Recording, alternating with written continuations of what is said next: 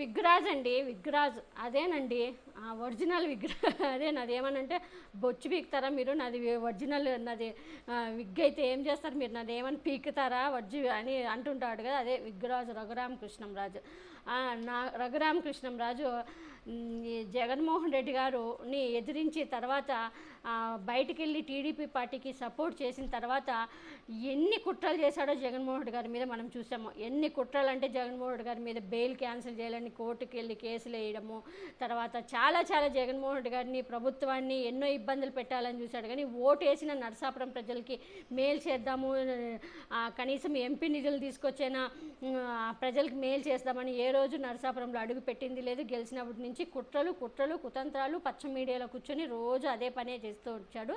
అది వాళ్ళకి తీయగా అనిపించింది. చంద్రబాబు నాయుడుకి పవన్ కళ్యాణ్కి మురిచిపోయారు, ఆయన్ని నెత్తికెక్కించేది పచ్చ మీడియా. ఇప్పుడు ఎలక్షన్ దగ్గరకు వచ్చేసరికి ఇప్పుడు రఘురామకృష్ణంరాజు చేదైపోయాడు అనమాట. పవన్ కళ్యాణ్ నాకొద్దో మాకొద్దో అంటున్నాడు, చంద్రబాబు నాయుడు అయితే మాకొద్దు అంటున్నాడు, బీజేపీ వాళ్ళు అయితే అసలు మా లిస్టులోనే లేడు రఘురామకృష్ణంరాజు, మాకు సంబంధమే లేదని వాళ్ళు అంటున్నారు. ఇప్పుడు నరసాపురం ప్రజలైతే ఇంకా మాకు అసలే వద్దో అని నరసాపురం ప్రజలు అంటున్నారు. ఇప్పుడు ఈ నరసాపురం మొన్న చూసాము, ఏదో ఆ జెండా సభలోనే ఏదో అనుకుంటా తన సీటుని తనే సొంతంగా ప్రకటించుకోవడం కూడా చూసాం మనం. రఘురామకృష్ణంరాజు బీజేపీ తరఫున పోటీ చేస్తానని చెప్పి, కానీ బీజేపీ తరఫున ఇప్పుడు ప్రభాస్ వల్ల అదే కృష్ణంరాజు గారి భార్య ఆమెను నిలబెట్టాలని చూస్తున్నారు అక్కడ బీజేపీ. కానీ ఇలాంటి ఓడికి అనేది బీజేపీ వాళ్ళు తెలుసు, అందరికీ తెలుసు. కానీ మరి చెప్పలేము ఏం జరుగుతుందో. ఎప్పుడైనా అంటారు కదా, అటు ఇటు ఏమైనా కావచ్చు, డబ్బులు ఉన్నాయి కాబట్టి ఏమైనా చేయొచ్చు.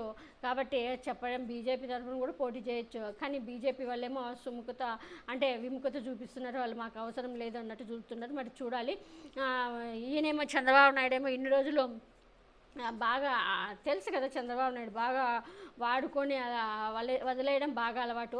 ఆ సీటు బీజేపీకి ఇచ్చేస్తే మాకు ఈ తలకాయ నొప్పి ఉండదు, ఈ రఘురామకృష్ణంరాజు ఏమన్నా చేసుకొని బీజేపీ వాళ్ళు సీట్ ఇస్తే ఇచ్చుకొని నరసాపురం సీటు బీజేపీకి ఇచ్చేశాడు చంద్రబాబు నాయుడు.